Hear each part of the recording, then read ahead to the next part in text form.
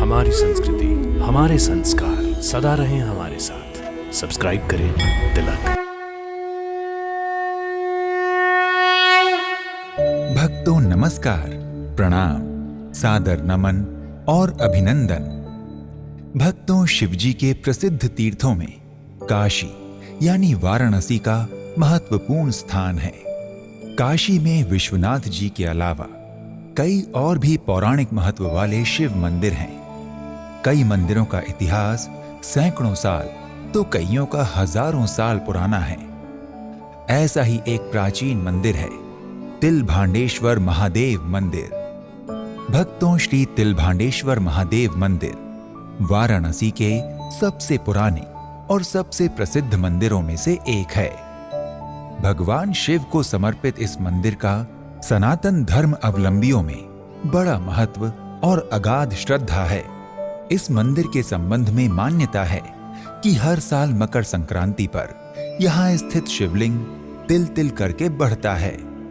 इस कारण इस मंदिर को तिलभांडेश्वर कहा जाता है।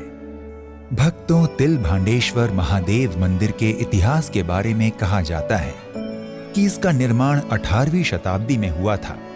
ये मंदिर भगवान शिव को समर्पित है।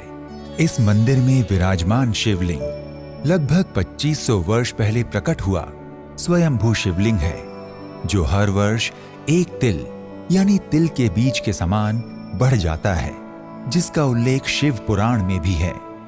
वर्तमान में ये शिवलिंग 3.5 फीट ऊंचा है और आधार का व्यास लगभग 3 फीट है।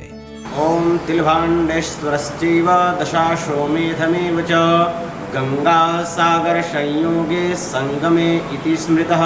मैं विनय शुक्ल प्रयागराज का रहने वाला हूँ।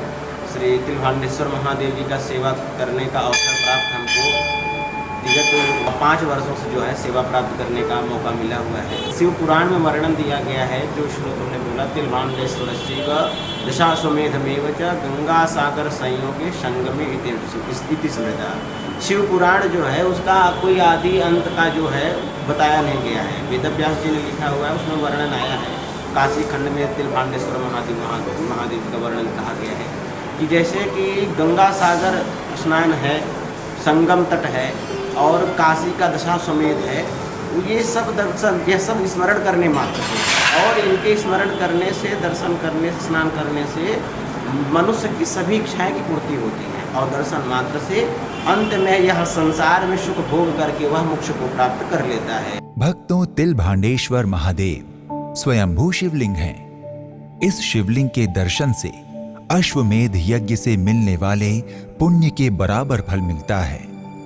तिल के बराबर बढ़ते रहने और ऋषि विभांड के नाम पर इस मंदिर को तिलभांडेश्वर नाम मिला है। हमारा नाम मन्नालाल विश्वकर्मा है और यहाँ के उपाध्यक्ष हम हैं।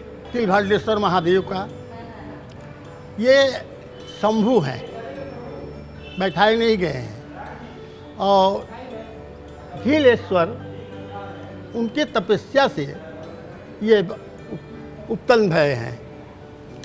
उन्होंने तपस्या किया और तिल भर भर के एक घड़ा में वो रखते गए, और एक दिन भगवान गणेश रूप बदल करके आए, उस घड़े को पलट दिया, और पलटने के बाद उसी में से तिलभांडेश्वर भगवान प्रकट हुए। भक्तों, तिलभांडेश्वर महादेव मंदिर के बारे में एक पौराणिक कथा है, जिसके अनुसार वर्षों पहले इस स्थान पर विभांड ऋषि ने शिव को प्रसन्न करने के लिए तप किया था। भगवान शिव ऋषि विभांड की तपस्या से प्रसन्न हुए और शिवलिंग के रूप में उन्हें दर्शन दिया, तथा विभांड ऋषि से कहा कि कलयुग में ये शिवलिंग प्रतिवर्ष तिल के समान बढ़ेगा और इसके दर्शन से मुक्ति का मार्ग प्रशस्त होगा। श्रावण मास में आज भी हजारों शिव भक्त यहाँ विशेष पूजा अर्चना करते हैं। भक्तों, अगर आप तिलभांडेश्वर महादेव मंदिर पहुंचकर भगवान भोलेनाथ का दर्शन पूजन करने के इच्छुक हैं, तो अपने बजट, क्षमता और सुविधा अनुसार यात्रा का शुभारंभ कीजिए। तो आज के इस एपिसोड में इतना ही। एक नए धाम की यात्रा में फिर मिलते हैं। नमस्कार, प्रणाम। इति शुभम। हर हर